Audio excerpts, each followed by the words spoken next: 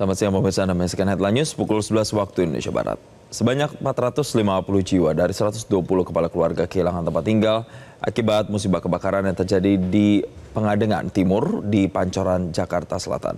Sementara warga terdampak kebakaran mengungsi di tenda Badan Nasional Penanggulangan Bencana.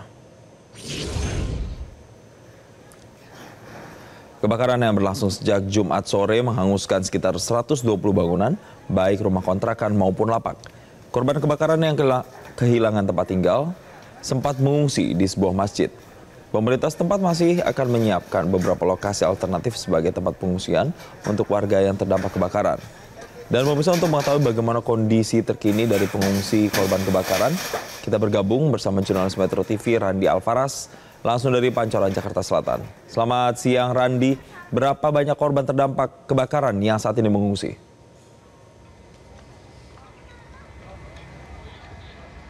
Ya, selamat siang Jason dan juga pemirsa. Saat ini saya berada di Pancoran, Jakarta Selatan, tepatnya di lokasi tempat terjadinya peristiwa kebakaran yang tepatnya berada di daerah Pengadengan Timur, Pancoran, Jakarta Selatan, yang mana pada Jumat kemarin, tepatnya sekitar pukul 15 waktu Indonesia Barat, terjadi kebakaran yang berdampak pada lebih dari 450 warga, yang mana memang rumah daripada warga yang tinggal di daerah Pengadengan Timur ini hampir hangus rata dengan tanah, Jason.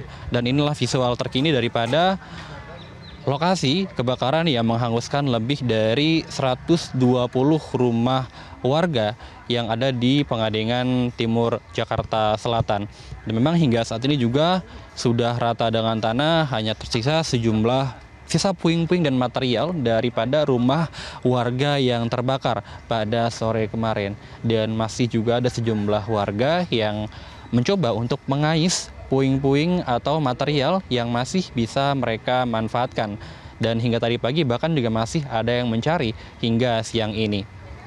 Dan tentu akibat daripada kebakaran itu lebih dari 450 warga ini terpaksa untuk mengungsi ke sejumlah tempat. Sebelumnya mereka memilih mengungsi untuk di masjid terdekat daripada lokasi kebakaran. Namun tadi kalau kami lihat sudah ada tenda pengungsian yang didirikan oleh BPBD Jakarta untuk menampung sementara warga yang terdampak akibat peristiwa kebakaran ini.